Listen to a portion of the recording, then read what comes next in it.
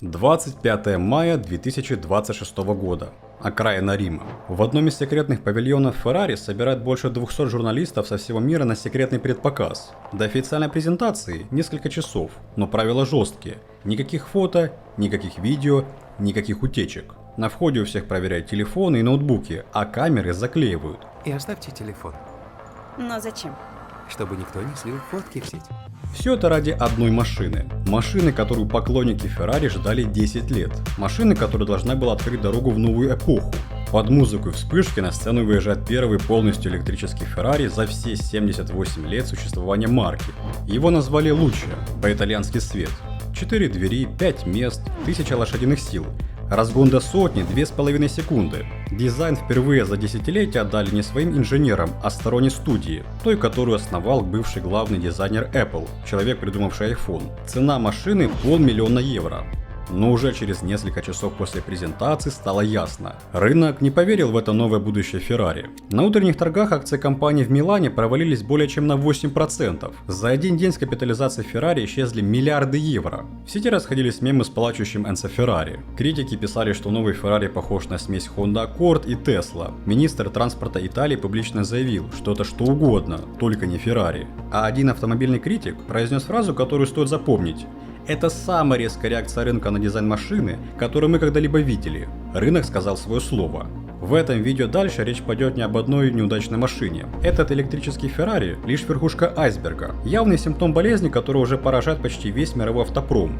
Подумайте, еще 7 лет назад автомобиль был, возможно, самым желанным предметом на планете. Сегодня самый легендарный автопроизводитель мира презентует свою будущую смену эпохи и теряет миллиарды долларов за сутки. И он не один. Lamborghini отменила свой первый электрокар, Bentley, Porsche, Mercedes также начинают задумываться. Великие бренды один за другим заходят в одну и ту же дверь с табличкой «Будущее», и за ней оказывается пропасть. За этим обвалом прячется нечто гораздо больше. И в этом видео мы постараемся дать ответ на один вопрос. Почему машины стали хуже? Уродливее, дороже в ремонте, быстрее ломающимися, а порой смертельно опасными?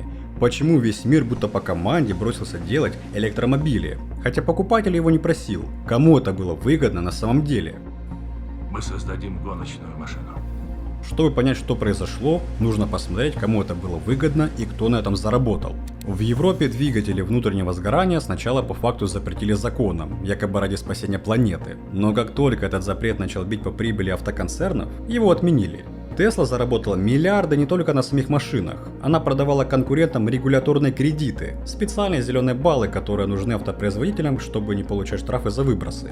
Другие компании платили Tesla за возможность продолжать продавать бензиновые автомобили. В отдельные годы это дало Tesla почти половину всей прибыли. Знаете, какой главный элемент электромобиля? Ну, конечно же, батарея. А именно здесь Китай уже стал главным игроком. Китайские компании контролируют около 70% мирового производства аккумуляторов для электромобилей. Одна только компания CATL занимает почти 40% рынка. Но еще важнее сырье. Через Китай проходит примерно 70% переработки лития, почти 80% кобальта, около 95% графита и больше 90% редкоземельных элементов. Электромобиль использует примерно в 6 раз больше редких металлов, чем обычная машина. Поэтому чем быстрее автопром уходит от бензина к электричеству, тем больше денег, власти и влияния получает Китай. Мы увидим, как новый автомобиль перестал быть просто машиной. Все чаще его проектируют не вокруг двигателя, подвески, ощущения за рулем, а вокруг экрана, удобного кресла и бесполезных функций. Главное, чтобы презентация была красивой. Особенно хорошо это видно в китайском подходе к автопрому. Там машины все больше превращаются в дом на колесах. Огромные планшеты, массажное кресло, подсветка, голосовые помощники, кинотеатр в салоне. Для рынка, где люди проводят 90% времени в пробках, это выглядит логично. Покупателю продают не автомобиль, а технологическую капсулу будущего. Но у этого будущего есть опасная сторона. Когда вместо нормальной дверной ручки ставят модные электронные механизмы, дверь во время аварии может не открыться без питания. Когда вместо физических кнопок все уходит в экраны, водитель отвлекается от дороги. Когда машина становится сложным гаджетом, ее все труднее чинить в обычном сервисе. Нужны фирменные детали, дилерский доступ, официальное программное обеспечение. То, что раньше мог починить обычный мастер на СТО, теперь превращается в закрытую систему, где прибыль остается у концерна. А из-за бешеной гонки за новыми моделями компания начинает экономить на самом важном – долгих испытаниях, надежности, нормальной проработке механизмов и программном обеспечении. Машину нужно быстрее показать, быстрее продать, быстрее обновить. Но на дороге цена такой спешки — это уже не просто плохой отзыв в интернете. Это вопрос жизни. И, конечно, автогиганты мечтают зарабатывать на машине не один раз, а постоянно. Поэтому чем технологичнее автомобиль, тем проще продавать вам функции по подписке. Дополнительную мощность, подогрев сидений, сервисы, помощников и обновления. Это видео о деньгах, власти и тайных схемах, которые убили эпоху великих машин.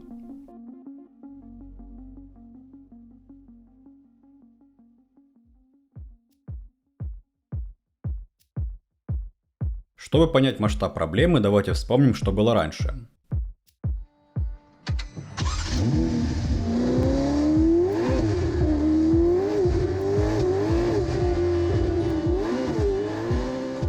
Период примерно с 2018 по 2023 год можно назвать последним золотым веком автопрома. Каждая легендарная модель этой эпохи становилась легендой не за рекламы, не за красивой презентации. За ней стоял реальный инженерный прорыв. Возьмем BMW M5 в кузове F90 2017 года. Снаружи строгий бизнес-седан, но под этим представительским кузовом скрывался настоящий хищник.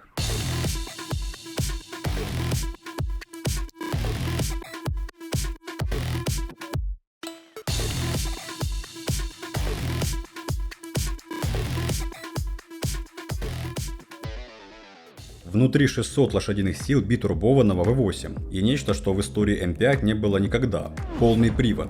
Впервые за всю историю M5 инженеры сделали так, что водитель мог одним нажатием кнопки отключить передний мост и превратить седан в чистый заднеприводный болид. Эта машина установила мировой рекорд Гиннесса по самому длинному непрерывному дрифту – 374 км боком. Это был зверь в смокинге. Машина, которая спокойно подходила для повседневной жизни, а когда нужно ехала как суперкар.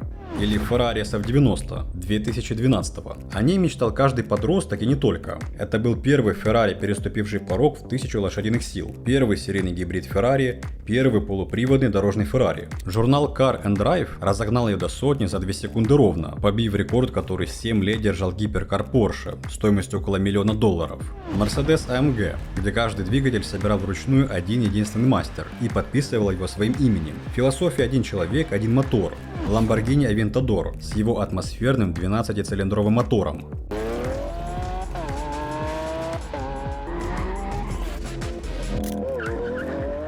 Toyota Land Cruiser – машина, которой доверяли там, где от автомобиля зависит жизнь. В пустынях, в горах, в зонах бедствий, там, где нет ни нормальных дорог, ни заправок, ни официальных сервисов. А если что-то сломалось, его можно было починить буквально на коленке, вдали от цивилизации.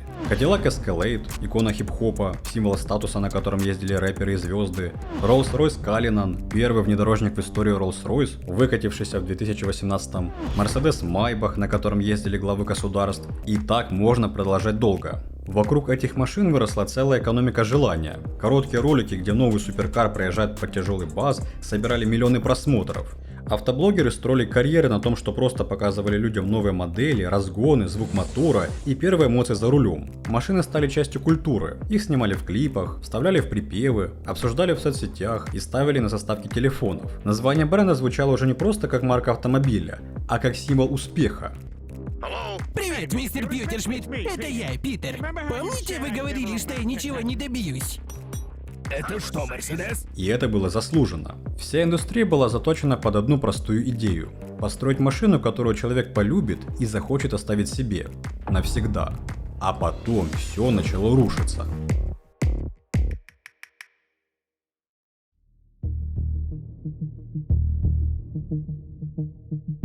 Давайте сделаем простой эксперимент. Поставьте рядом BMW X5 10-летней давности и то, что выходит сейчас.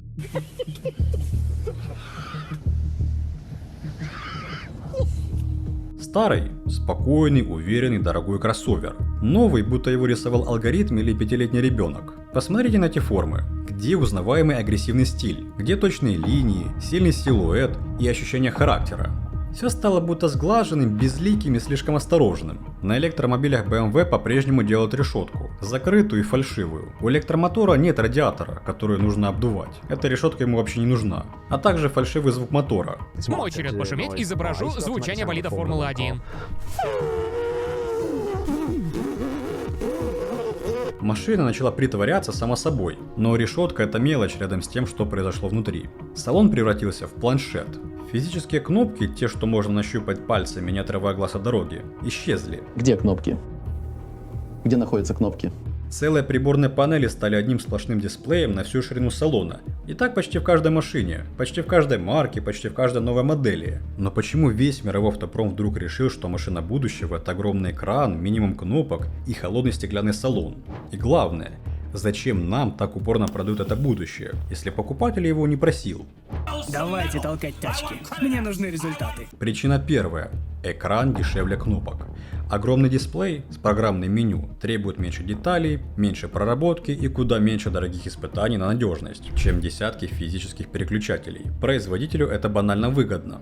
Причина вторая. Экран – это дверь к подписке. Когда функция живет не в железе, а в программе, ее можно включать и выключать удаленно, а значит можно продавать. BMW однажды попытались брать ежемесячную плату за подогрев сидений, который уже по факту есть в машине, просто за то, чтобы разблокировать их программно. Сегодня в индустрии всерьез обсуждают помесячную плату за дополнительные лошадиные силы, за функции автопилота и за подключение сервисов. Перенос функций в программное обеспечение фундаментально меняет саму суть владения, превращая автомобиль в платформу для постоянного извлечения денег. Причина третья. Все скопировали Теслу. Когда в 2017 году Тесла поставила в центр салона 17-дюймовый экран и убрала почти все кнопки, это выглядело свеже-футуристично. Журналисты были в восторге, инвесторы тоже, и каждый автопроизводитель бросился делать то же самое. Но спустя время выяснилось, массовый потребитель не готов жить в этом будущем и не хочет. Исследования в Европе показали, чтобы выполнить простое действие, поменять температуру, переключить песню, на сенсорном экране уходит примерно вдвое больше времени, чем на физической кнопке. Это значит, что водитель отрывает глаза от дороги на 4 секунды и больше, и на скорости магистрали за это время машина проезжает вслепую целое футбольное поле. Тема на форуме с простым названием «Автопроизводители, пожалуйста, перестаньте заменять кнопки экранами» собрала больше 200 тысяч голосов поддержки. Удовлетворенность владельцев с бескнопочными салонами падала год за годом.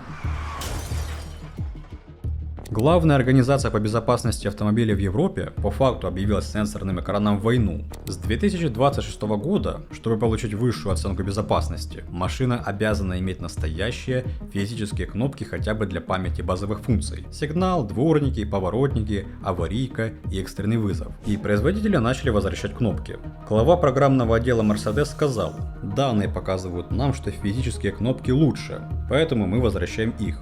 Но футуристичный дизайн – это только внешняя оболочка. Настоящий перелом произошел не в салоне и не в линиях кузова, он произошел под капотом. Задумывались ли вы, почему почти весь мировой автопром вдруг одновременно бросился делать электромобили? Почему бренды, которые десятилетиями строили свою легенду на моторах, звуке и механике, резко начали отказываться от бензина? Нам объясняли это заботой о планете и прогрессом. Но на деле за этим стояли огромные деньги, политические решения и интересы тех, кто должен был зарабатывать на этом новом рынке.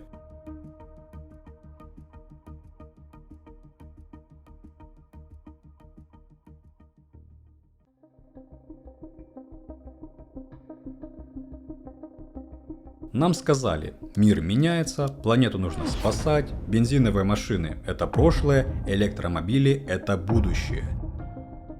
На первый взгляд звучит логично. Климат, выбросы, новые технологии, прогресс. Но если подумать, почему именно в последние годы вдруг появились такие жесткие нормы, и почему этим решением почти сразу оказались именно электромобили, получилось очень удобно. Сначала нам показали проблему, а потом тут же продали решение. Уход от бензина, переход на батареи, новые правила, новые штрафы и новый рынок на триллионы долларов. В 2023 Европейский Союз законодательно утвердил план сократить выбросы новых автомобилей почти до нуля к 2035 году, по факту запрет на продажу новых машин с двигателем внутреннего сгорания. Производителям не оставили выбора. Им не сказали «делайте то, что любят ваши клиенты». Им сказали «электрифицируйтесь». Или платите огромный штраф и уходите с рынка. Сами руководители великих марок говорят об этом прямо. Технический директор Ferrari признался, что электрификация в индустрии в значительной степени вызвана необходимостью соответствовать строгим нормам по выбросам. Глава подразделения BMW M дал четкий комментарий про новую M5. Сохранить любимый мотор V8 и при этом вписаться в нормы по выбросам было возможно только сделав машину гибридом. Это еще и позволяет уходить от огромных налогов на высокие выбросы в некоторых странах. Важно, не покупатель захотел, а нормы и налоги вынудили. Но если это был приказ, а не желание рынка, то возникает главный вопрос. Кому это было выгодно? Электрификация создала гигантскую многомиллиардную экономику, не имеющую вообще никакого отношения к тому, хочет ли покупатель электромобиль. Механизм первый. Штрафы. За невыполнение норм по выбросам Евросоюз грозит штрафами, доходящими до 300 миллионов евро за каждый недостающий процент. Глава Рено публично оценил, что правила всего только одного 2025 года могут стоить европейским автопроизводителям около 15 миллиардов евро. Это не про экологию, это про деньги, которые отберут, если ты не подчиняешься новым правилам. Механизм второй. Торговля углеродными кредитами.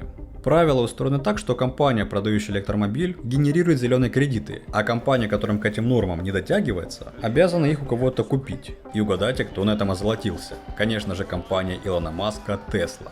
В 2024 году Tesla заработала на продаже регуляторных кредитов другим автопроизводителям 2 миллиарда 760 миллионов долларов. С 2017 больше 10 миллиардов, и это почти чистая прибыль. Tesla не делает ничего особенного. Кредиты возникают сами, просто потому что она продает электрокары. За 9 месяцев 2024 года почти половина всей чистой прибыли Tesla пришла именно из продаж этих кредитов. А с 2020 года такие продажи дали около трети всей прибыли компании за всю историю. Вдумайтесь в этот механизм. Старые автогиганты Mercedes, BMW, Volkswagen вынуждены платить миллиарды конкуренту и регуляторам за право продавать свои машины, которые покупатель хочет. Это перекачка денег, которую придумало регулирование. А теперь главное доказательство того, что вся эта история никогда не была про спасение планеты в чистом виде. В декабре 2025 года Европейский Союз фактически отменил тот самый запрет 2035 года. Жесткую цель смягчили, разрешили гибриды, синтетическое топливо и биотопливо. Ferrari и Porsche снова смогли спокойно делать свои бензиновые моторы. В США примерно тогда же отменили штрафы за невыполнение норм экономичности и срезали льготы на электромобили. Президент Трамп отменяет некоторые стандарты эффективности использования топлива эпохи Байдена. Сегодня в его присутствии руководители крупных автомобильных компаний Ford, GM и Stellantis говорили о том, что эти стандарты позволят автопроизводителям продавать автомобили с бензиновыми двигателями. Если бы это реально была война за выживание планеты, разве ее дедлайн исправили бы в ту же секунду, как только задели прибыль крупных автоконцернов? Климат за эти месяцы никуда не делся, изменился только политический ветер, и это показывает горькую правду. Зеленый переход был в огромной степени про политику, лоббизм, штрафы и перераспределение денег, а обычного покупателя в этом уравнении просто использовали. И последний удар по зеленой легенде. Даже на самой экологии автомобиль не выигрывает. Наклейка 0 выбросов – это фокус. Она считает только выхлопную трубу, а современный бензиновый автомобиль, благодаря катализатору, и так убирает свыше 90% ядовитого выхлопа. Чадящая дыма машина, которую нас пугают, почти исчезла еще в прошлом веке. Зато батарея рождается в настоящей катастрофе. Чтобы добыть литий в чилийской Атакаме, одной из самых сухих пустыней планеты, добыча поглощает от 65% воды всего региона, около 21 миллиарда литров в один день, осушая землю под ногами у местных. Кобальт выкапывают в Конго, нередко вручную и детскими руками, отравляя реки ядовитыми стоками. Дарсан и Ричард рядом с ним работали весь день. Им 8 и 11 лет. Даже эта изнурительная работа не гарантирует достаточного количества еды. Дарсан не ест уже 2 дня. Вот как выглядит беспомощность. И он один из детей, зарабатывающих миллионы для транснациональных корпораций в Америке и Китае, в то время как они страдают в нищете. За это они будут получать, может быть, 8 британских пенсов в день.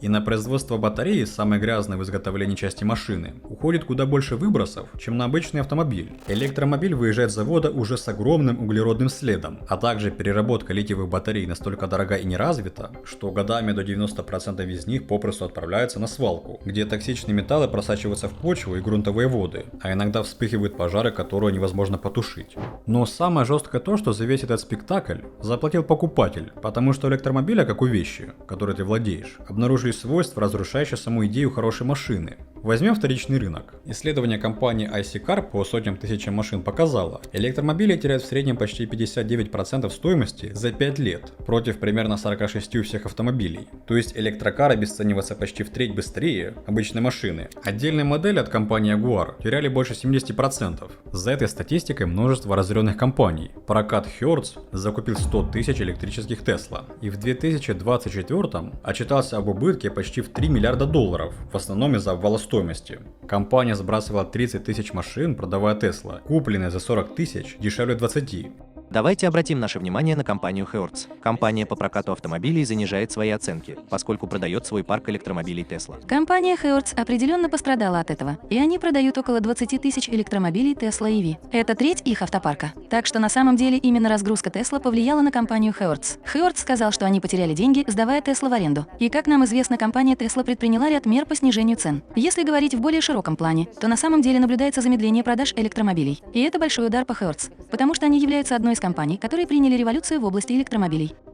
В Индии оператор электротакси разом выбросил на рынок 1000 машин, каждая из которых стоит больше 12 тысяч долларов по цене около 3. Почему так? Потому что электромобиль перестал быть машиной и стал гаджетом, как смартфон.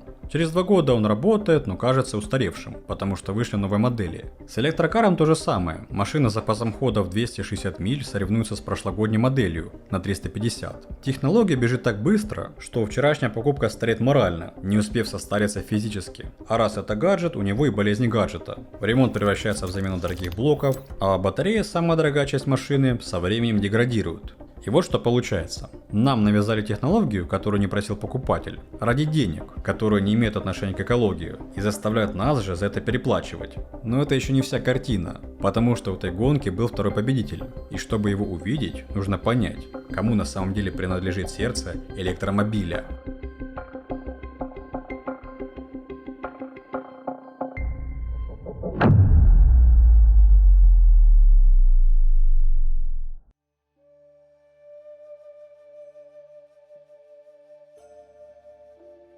В 2011 году Илона Маска в прямом эфире спросили про китайскую компанию BYD как возможного конкурента Tesla. Маск рассмеялся в камеру и сказал: «Не думаю, что у них хорошие автомобили». Знаете компанию BYD, которая тоже находится на западном побережье? Я думаю, что они наращивают производство электромобилей. Уоррен Баффет владеет 10% акций этой компании. Почему вы смеетесь? Они пытаются составить нам конкуренцию. Скажите, почему вы смеетесь? Вы не рассматриваете их как конкурентов? Нет. Почему? Я не думаю, что у них хороший продукт. Почему? Я не думаю, что он особенно привлекателен. Технология не очень сильная. Поэтому я думаю, что они должны сосредоточиться на том, чтобы не обанкротиться в Китае. В 2025 году BYD обогнала Tesla и стала крупнейшим продавцом электромобилей в мире. Около 2 миллионов 260 тысяч электромобилей у BYD против примерно 1 миллиона 640 тысяч у Tesla, при том, что BYD даже не продается в США. Tesla утратила статус крупнейшего в мире производителя электромобилей. Китайский автопроизводитель BYD теперь занимает первое место. В прошлом году его продажи выросли почти на 28% и составили 2,2 миллиона. Продажи его американского конкурента, принадлежащего Илону Маску, за тот же период упали до 1,6 миллиона. У самой Tesla второе подряд годовое падение продаж, крупнейшее в ее истории. Компания Xiaomi, которая делает телефоны, выпустила свой первый автомобиль только в 24-м и почти сразу начала отнимать рынок у грандов со столетней историей. Но в чем секрет китайского автомобильного чуда? Почему именно Китай так быстро стал главным игроком в электрокарах? Ответ простой – батарея. Автомобиль – это аккумулятор, самая дорогая и самая важная часть машины. А производство литиевых батарей и редкоземельные металлы Китай контролирует сильнее всех в мире. Поэтому бум электрокаров был Китаю невероятно выгоден. Чем быстрее мир уходит от бензина к электричеству, тем больше денег и влияния получает тот, кто контролирует батареи. Цифры это подтверждают. Китайские компании контролируют около 70% мирового производства аккумуляторов для электромобилей.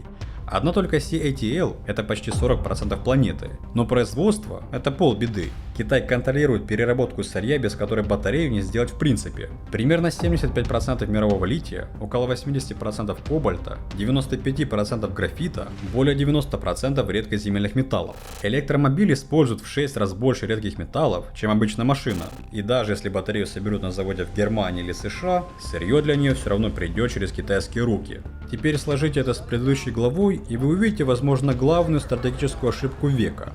Запад законом заставил свою собственную автоиндустрию перейти на технологию, в которой Китай стратегически сильнее, и теперь Китай открыто превращает это в оружие, вводя экспортные ограничения на редкоземельные металлы и на батарейные технологии. Тот, кто контролирует батарею, контролирует автомобиль будущего. Но это еще не все, потому что китайское чудо построено не на честной рыночной победе.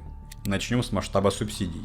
По оценке Центра стратегических исследований, китайское государство вложило в электромобильную отрасль более 230 миллиардов долларов с 2009 по 2023. Аналитики посчитали, что Китай тратит на поддержку продаж машин сумму, эквивалентную примерно 3% доходов центрального бюджета. Это государственная накачка чудовищного масштаба, под которую невозможно подстроиться по правилам рынка. Результат этой накачки – производство и ценовая война на уничтожение, которую сами китайцы называют словом «инволюция» – экономическая спираль смерти. Скидки в апреле 25-го достигли рекордных 60 с лишним процентов. Из примерно 130 электромобильных брендов прибыльными остаются всего 3. Консалтинговая фирма Alex Partners прогнозирует, что к 2030 году выживут лишь около 15 из всех, то есть больше сотни марок попросту умрут за 5 лет. Глава Great Wall Motor еще в мае 25 года предупредил, что отрасль может рухнуть в финансовый кризис, который просто еще не запустился. Один из топ-менеджеров назвал ценовую политику BYD самоубийством, другой сравнил с попыткой утолить жажду, выпив яд. А теперь я вам расскажу про схему, которая вскрылась в 2025-м. Ее называют машины с нулевым пробегом. Чтобы отчитаться о выполнении плана продаж, китайские производители оформляют непроданные машины уже как проданные дилерам, хотя ни один живой покупатель их не купил. Дилеры, застрявшие с этим железом, потом сбрасывают новенькие, ни разу не ездившие машины, как подержанные, с огромной скидкой. Агентство Reuters в своем расследовании нашло на одной только торговой площадке 5100 объявлений о продаже совершенно новых, уже зарегистрированных и застрахованных автомобилей BYD, а не проданные электрокары, для которых не нашлось покупателей, в буквальном смысле гниют целыми полями на гигантских автомобильных кладбищах. И вот здесь история замыкается на еще одну проблему – качество. Чтобы выжить в этой мясорубке, производители выкручивают руки поставщикам. По информации самих поставщиков, у них требуют снижать цены на 10 и больше процентов каждый год. Одного поставщика вынудили срезать цену больше, чем на 40%. Платежи растягивают на месяцы. И вывод, который озвучивают инсайдеры отрасли, простой. Общее качество комплектующих в машинах без сомнения упало. Вот прямая открытая причина, почему новые машины ломаются быстрее. В октябре 2024 года Евросоюз после 30-месячного расследования ввел пошлины на китайские электромобили, заключив, что их производство пользуется несправедливыми субсидиями. Глава Еврокомиссии прямо заявила, что мировые рынки заполнены дешевыми китайскими электромобилями, цены на которые искусственно занижены огромными государственными субсидиями. США и Канада подняли пошлины до 100%, но капкан уже захлопнулся. Технологию навязали, сырье у Китая, цена задавлена субсидиями. А китайские компании в ответ просто начали строить свои заводы в Венгрии и Турции, чтобы обойти пошлины. Китай таким образом стал новым лидером в машиностроении. Но у этой гонки есть страшная цена. Когда компания выпускает новую модель за новой моделью, постоянно режет расходы и спешит обогнать конкурентов, у нее остается все меньше времени на главное – нормальные испытания, безопасность и надежность. Машину можно красиво показать на презентации. Можно поставить огромный экран, добавить автопилот, массажерное кресло и громкие цифры в рекламе. Но если у нее плохо работают тормоза, подвеска, батарея, двери или программное обеспечение, это уже не вопрос дизайна, это вопрос жизни.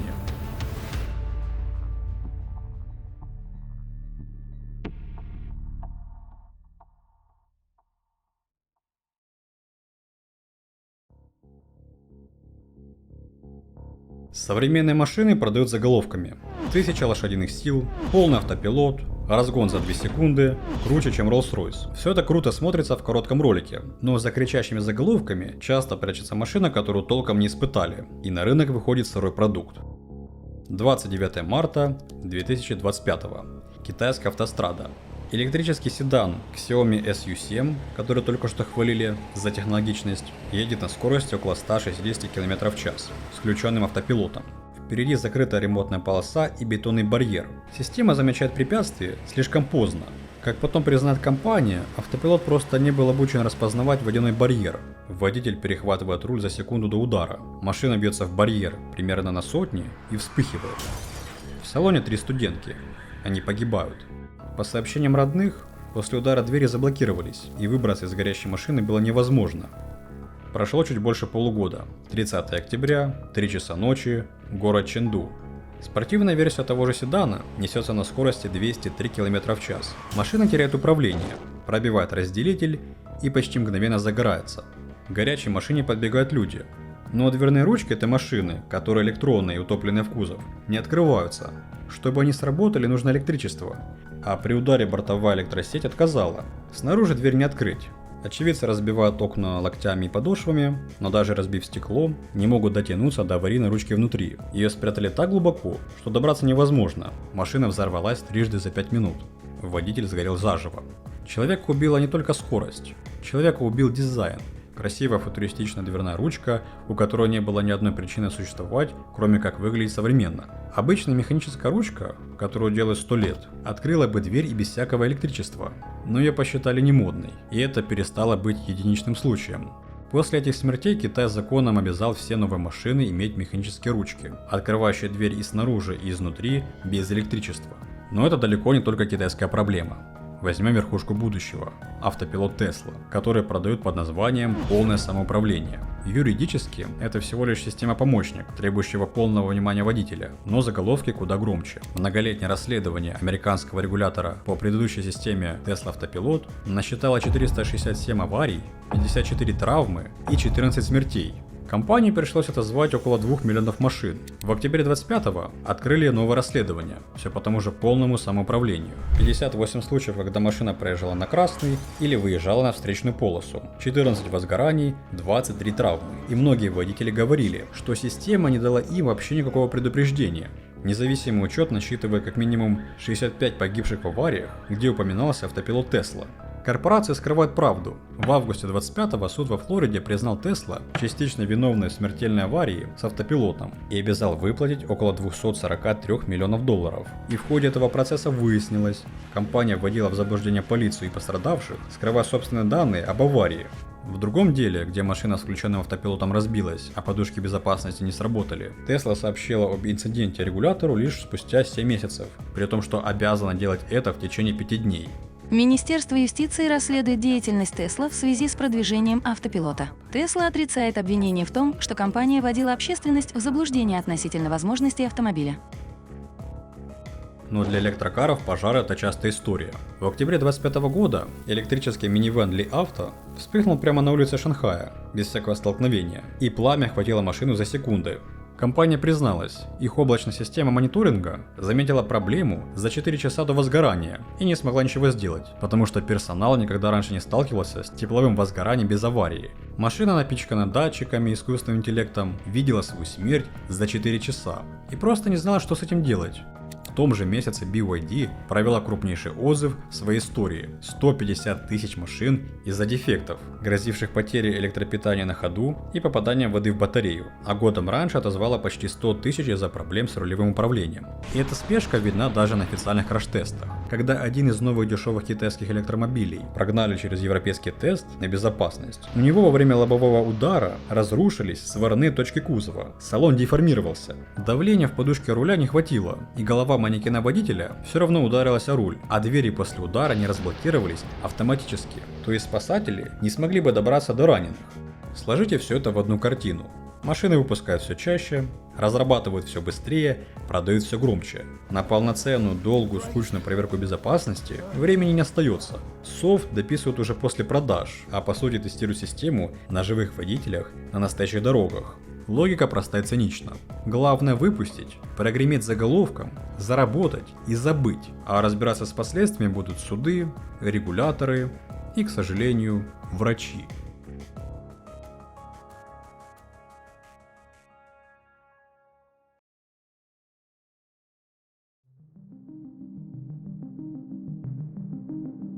Пожалуй, стоит признать, золотая эпоха автомобилей прошла.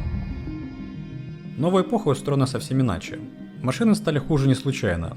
Не потому, что дизайнеры вдруг разучились рисовать красивые кузова, а инженеры строят надежные механизмы. Машины стали хуже, потому что так выгодней. Посмотрите, кто выиграл в этой новой реальности. Регуляторы получили власть, штрафы и контроль над целой индустрией. Tesla заработала миллиарды на продаже регуляторных кредитов. По сути, деньги из воздуха. Китай получил контроль над батареями, сырьем и ключевой частью электромобильного будущего. Производители получили мечту любого бизнеса. Не одну продажу машины, а постоянный поток денег с подпиской, сервисов, обновлений и данных. Все получили свое. И только один участник этой сделки остался ни с чем. Тот, кто за это все платит. Покупатель. Потому что в этой новой системе почти никому не выгодно делать для тебя красивую, надежную и долговечную машину, которую ты полюбишь и оставишь на 20 лет. Такая машина – кошмар для мировой экономики. Она не просит подписку, она не устаревает через 2 года, она не заставляет тебя снова идти к дилеру, она не тянет деньги каждый месяц. Она просто служит владельцу. Именно в этом проблема. Гораздо выгоднее продать тебе красивый технологичный гаджет на колесах. Машина, которая быстро морально устаревает, будет зависеть от обновлений, официальных программ, фирменных деталей и дилерского сервиса. Машину, которую все сложнее чинить самому или у обычного мастера. Раньше автомобиль создавали, чтобы он жил долго. Теперь его все чаще создают так, чтобы ты постоянно возвращался и снова платил. Автомобиль больше 100 лет был главным символом свободы. Человек один за рулем в полном контроле может поехать куда угодно, а новая машина его прямая противоположность. И давайте вернемся в Рим, к электрокару Феррари, который выезжает на сцену под музыку, к вспышкам камер, закрытой презентации, словам о новой эпохе. А уже на утро акции компании теряют миллиарды. Теперь вы понимаете, что на самом деле произошло. Это был не просто обвал одной машины. Это был момент, когда рынок, фанаты и обычные люди будто одновременно почувствовали: автомобили идут не туда. Нам годами говорили, что мы движемся в будущее, что бензин это прошлое, что старые моторы нужно оставить в истории, что электромобили это единственный правильный путь. Нам продали это как прогресс, как заботу о планете, как неизбежный следующий шаг. Но правда сложнее. Электромобили сами по себе не зло, в них есть смысл. Это альтернатива нефти и бензину, это технология, которую можно развивать. Гибриды уже показали, что электричество и двигатель внутреннего сгорания могут работать вместе и дополнять друг друга. В будущем, если батареи станут лучше, запас хода больше, а зарядка быстрее и сами технологии надежнее, то электромобиль может стать реально хорошим продуктом. Но в погоне за прибылью машины стали хуже. Сложнее в ремонте, дороже в обслуживании, быстрее ломающимися, иногда даже опасней.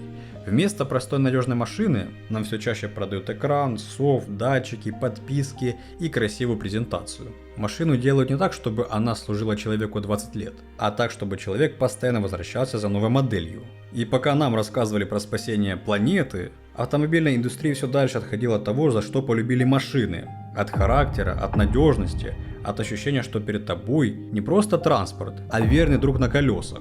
Машина больше не обязана быть красивой, ремонтопригодной и долговечной. Теперь ей нужно быть технологичной. Ей нужно хорошо выглядеть на презентации, ей нужно дать громкий заголовок. 1000 лошадиных сил, огромный экран, автопилот, искусственный интеллект, разгон за 2 секунды. Но за всеми этими словами все чаще пропадает главное. Хорошая машина это не та, у которой больше модных фишек, и не та, где больше экранов, сенсоров и умных помощников. Хорошая машина это та, которая не подведет тебя в дороге, которую можно легко починить, которой можно доверять, которая через 10 лет останется настоящим автомобилем, а не устаревшим гаджетом на колесах. И самое грустное в этой истории – ощущение, что эпоха таких машин реально уходит. Эпоха машин, которые создавали не только ради отчетов, норм и прибыли, а ради людей. Машин, которые хотелось держать в гараже, мыть по выходным, передавать детям и сохранять на годы. Машины, в которых был характер, звук, душа и ощущение свободы.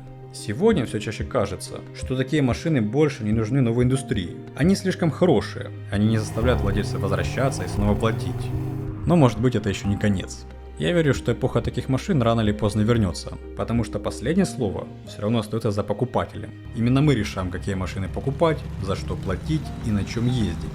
Если люди перестанут принимать будущие гаджеты на колесах за прогресс, производителям придется снова делать настоящие автомобили, а именно те, которым можно доверять.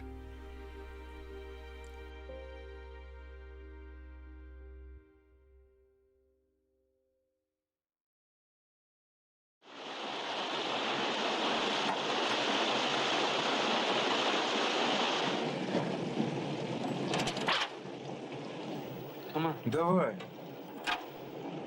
Давай, Кристин.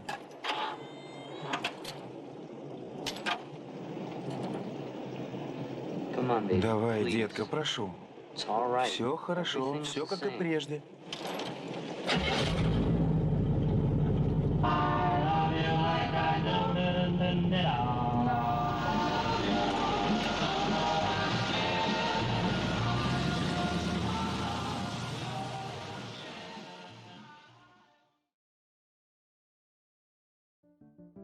Если вам понравился ролик, поставьте лайк, давайте вместе продвинем это видео, чтобы как можно больше людей его увидели и сделали свои выводы.